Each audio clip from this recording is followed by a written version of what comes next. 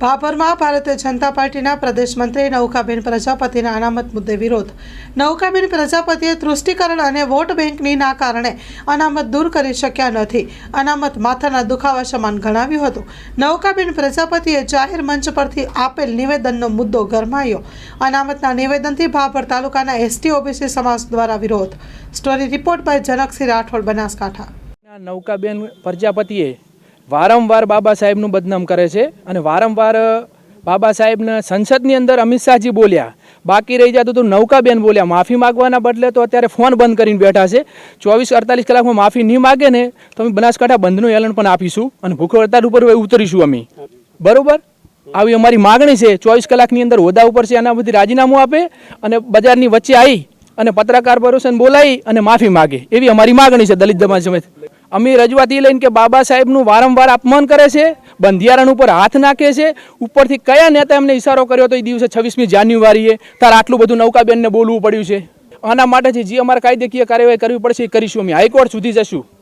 અત્યારે અહીંથી મામલતદાર સાહેબને આવેદનપત્રક આપ્યું છે, એફઆઈઆર કરાવીશું. એફઆઈઆર કરીને અમને જવાબ 24-48 કલાકમાં નહીં મળે તો અમે ભાભર બંધનું એલાન પણ આપીશું, બનાસકાંઠા બંધનું એલાન પણ આપીશું. ખેમાભાઈ શંકરભાઈ પરમાર, દલિત યુવા આગેવાન. આઝાદ ચોક ભાભરમાં નૌકાબેન પ્રજાપતિ અનામત વિરોધી બોલ્યા.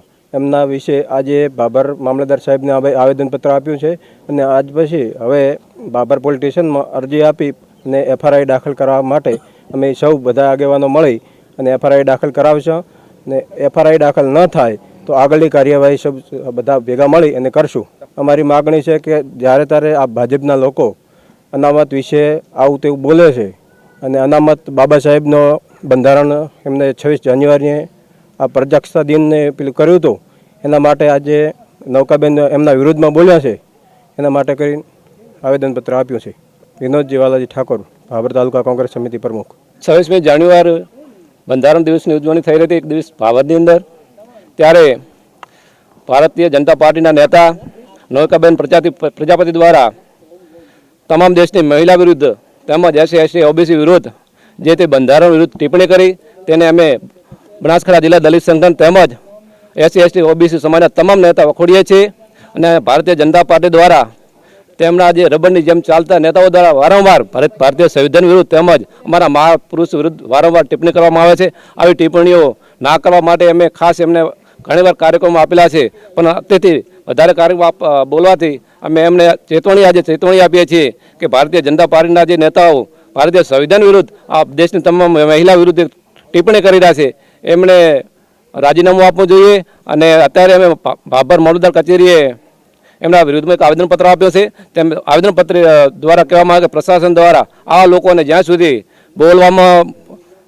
બોલવાની અંદર જે બોલી રહ્યા છે એમને પ્રશાસન દ્વારા જે ભારતીય બંધારણ મુજબ જે કટાક્ષ કર્યો છે એના વિરુદ્ધમાં કાયદેસરની કાર્યવાહી કરવામાં આવે અને કાર્યવાહી નહીં કરે તો આવનારા સમયમાં બનાસકાંઠા જિલ્લા દલિત સંગઠન તેમજ એસસી એસટી ઓબીસી અને તમામ સામાજિક મુવમેન્ટ સાથે જોડાયેલા તમામ લોકોને એસસી એસટી ઓબીસીના તમામ લોકો ઉગ્ર આંદોલન કરશે. આંદોલન કરતા કોઈ પણ પ્રકારની ગુનાહિત પ્રવૃત્તિ થશે તેની સંપૂર્ણ જવાબદારી ભારતીય જનતા પાર્ટીના નેતા નૌકાબેન તેમજ આ પ્રશાસનની રહેશે.